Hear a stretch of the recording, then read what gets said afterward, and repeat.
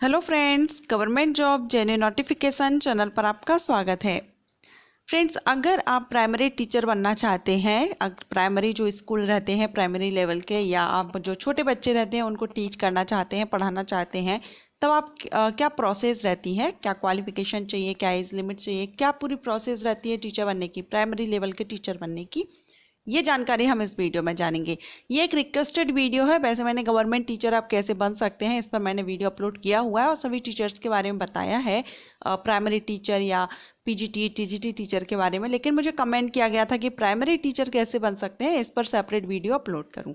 सो आज हम इस वीडियो में यही सब जानने वाले हैं कि प्राइमरी टीचर के लिए क्या रिक्वायरमेंट, क्योंकि बेसिकली जो कन्फ्यूजन रहता है वो कन्फ्यूजन है क्वालिफिकेशन को लेकर के, एंड सेकंड है बीएड को लेकर के। क्वालिफिकेशन क्या होनी चाहिए, या बीएड कर सकते हैं या नहीं कर सकते हैं, या कितने ईयर का जो न्यू एजुकेशन पॉलिसी आई है उसके अकॉर्डिंगली क्या बीएड हमें कितने ईयर का जो है वो करना होगा। सो ये जानकारी हम इस वीडियो में जानेंगे कि आपकी क्वालिफिकेशन क्या होनी चाहिए, बीएड आप करेंगे या फिर कोई डिप्लोमा कोर्स कर सकते हैं, एंड साथ ही एज लिमिट और आगे की जो भी प्रोसेस है सारी जानकारी हम इस वीडियो में जानेंगे। सो अगर आप प्राइमरी टीचर बनना चाहते हैं वीडियो को एंड तक पूरा देखिएगा। वीडियो स्टार्ट करने से पहले एक छोटी सी रिक्वेस्ट है, अगर आप चैनल पर फर्स्ट टाइम विजिट कर रहे हैं या आपने अब तक चैनल को सब्सक्राइब नहीं किया है, चैनल को सब्सक्राइब कर लीजिएगा और बेल आइकन को प्रेस कीजिएगा। बेल आइकन को प्रेस करने से आपको नोटिफिकेशन टाइम से मिलेगा जब भी मैं कोई न्यू वीडियो अपलोड करूँगी। चलिए वीडियो स्टार्ट करते हैं। प्राइमरी टीचर बनने के लिए आपके पास क्या क्वालिफिकेशन होना चाहिए, एलिजिबिलिटी क्राइटेरिया क्या होना चाहिए, हम पहले वो देख लेते हैं। अगर आप प्राइमरी टीचर बनना चाहते हैं गवर्नमेंट स्कूल में, तो इसके लिए आपके पास कम से कम आप 12th पास हो या फिर आपने ग्रेजुएशन किया हो। मींस आप after 12th and after graduation दोनों ही कंप्लीट करने के बाद आप प्राइमरी लेवल के टीचर बन सकते हैं। आप 12th के बाद अगर करना चाहते हैं आप आफ्टर 12th भी कर सकते हैं, एंड ग्रेजुएशन आपने किया है तो उसके बाद भी आप प्राइमरी टीचर बन सकते हैं। एंड ये जो ग्रेजुएशन एंड 12th में आपकी परसेंटेज की बात करें तो मिनिमम 50% मार्किंग रहती है। 50% मार्क्स से आपने कंप्लीट किया हुआ हो 12th या फिर ग्रेजुएशन। एंड जो रिजर्व कैटेगरी से कैंडिडेट रहते हैं उनको थोड़ा बहुत रिलैक्सेशन दिया जाता है, तो 45% हो सकता है। वैसे 50% मिनिमम आपका होना चाहिए 12th में या फिर आप ग्रेजुएशन में। आप जिसके बेस पर भी टीचर बनना चाहते हैं उस हिसाब से आपका 12th एंड ग्रेजुएशन में 50% जरूरी है। अगर आप प्राइमरी टीचर बनना चाहते हैं तो सबसे पहले आपको 12th कंप्लीट करना होगा, या फिर आप ग्रेजुएशन भी करना चाहते हैं तो आप ग्रेजुएशन भी कर सकते हैं मिनिमम 50% मार्क्स के साथ। ठीक है, अब हम आगे जानेंगे आपने आफ्टर 12th कर लिया या फिर ग्रेजुएशन कर लिया, इसके बाद आप क्या कर सकते हैं। तो यहीं पर जैसे कि दो ऑप्शंस रहते हैं, एक तो डीएलएड या फिर जो बीएलएड जो डिप्लोमा कोर्सेज रहते हैं, क्या आप वो कर सकते हैं या फिर आपको बीएड ही करना चाहिए। तो अगर आप चाहते हैं डीएलएड करना या डीएड करना, बीएलएड करना, तब आप कर सकते हैं, क्योंकि जो प्राइमरी लेवल के टीचर होते हैं उनके लिए डिप्लोमा कोर्सेज अगर आपने किया एलिमेंट्री एजुकेशन में तो वो भी मान्य रहते हैं। पहले बीएड जो कैंडिडेट थे वो नहीं कर पाते थे, लेकिन अब बीएड कैंडिडेट भी एलिजिबल रहते हैं। तो यहाँ पर अगर आप बीएड करना चाहें या फिर डीएलएड, डीएड, बीएलएड, आप इनमें से कुछ भी कर सकते हैं। लेकिन यहाँ पर मैं आपको सजेस्ट करूँगी अगर आप करते हैं तो आप बीएड ही करें, डिप्लोमा कोर्सेज ना करें, क्योंकि जो न्यू एजुकेशन पॉलिसी है उसमें टीचिंग के लिए बीएड कंपलसरी कर दिया गया है। बीएड करने के बाद ही आप टीचर बन सकते हैं प्राइमरी टीचर को छोड़ करके। लेकिन फिर भी मैं यहाँ पर आपको सजेस्ट करूँगी कि प्राइमरी टीचर के लिए भले ही डिप्लोमा वैलिड है, डिप्लोमा कैंडिडेट एलिजिबल रहते हैं, लेकिन अगर आपने अभी तक डिप्लोमा या बीएड या बैचलर नहीं किया हुआ है तब मैं आपको सजेस्ट करूंगी कि आप बीएड ही करें। कोशिश हो आप बीएड करें जिससे आपको इन फ्यूचर कोई भी प्रॉब्लम ना आ सके। एंड साथ ही आप आफ्टर 12th या आफ्टर ग्रेजुएशन भी जॉब लेना चाहते हैं, ग्रेजुएशन आपका हो जाता है तो उसके बाद आप बीएड करते हैं तो आप टीजीटी के लिए भी एलिजिबल रहते हैं, अदरवाइज आप ओनली प्राइमरी टीचर के लिए ही एलिजिबल रहेंगे। ये यहाँ पर मैं आपको ज़रूर कहना चाहूँगी कि वैसे आप ये कोर्सेज कर सकते हैं सभी प्राइमरी टीचर के लिए, लेकिन बीएड अगर आप कर सकें तो ये ज़्यादा अच्छा होगा। बीएड कोर्स भी 1 साल से लेकर के 4 साल तक का कर दिया गया है। अब ये 1 साल से 4 साल तक का कैसे किया गया है, तो अगर आप आफ्टर 12th करते हैं तब बीएड आपको 4 इयर्स का करना होता है, एंड आफ्टर ग्रेजुएशन आप करते हैं तो 2 इयर्स का रहता है। इसी तरह से अगर पीजी करते हैं और उसके बाद आप बीएड करते हैं तो 1 साल का बीएड कोर्स रहता है।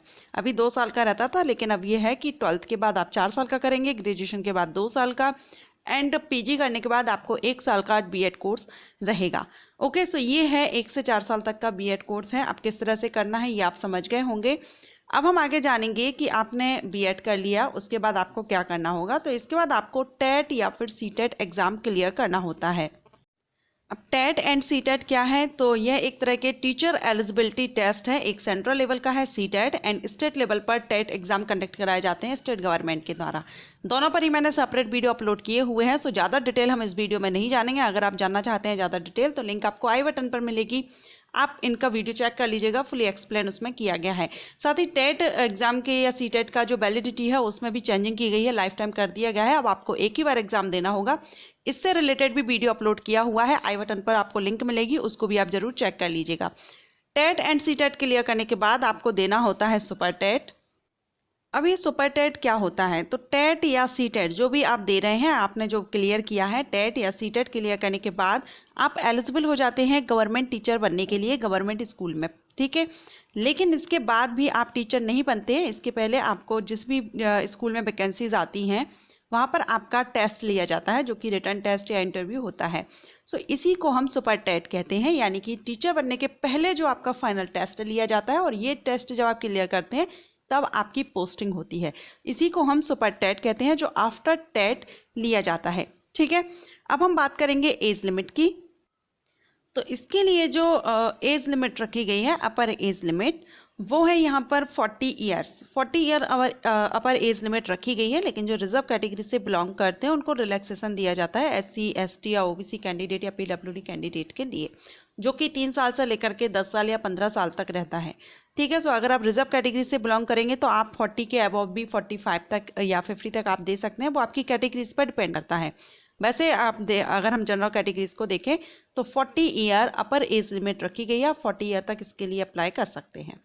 अब हम जानेंगे नेक्स्ट प्राइमरी टीचर के लिए सैलरी क्या मिलती है, क्या सैलरी रहती है, क्या ग्रेड पे रहता है।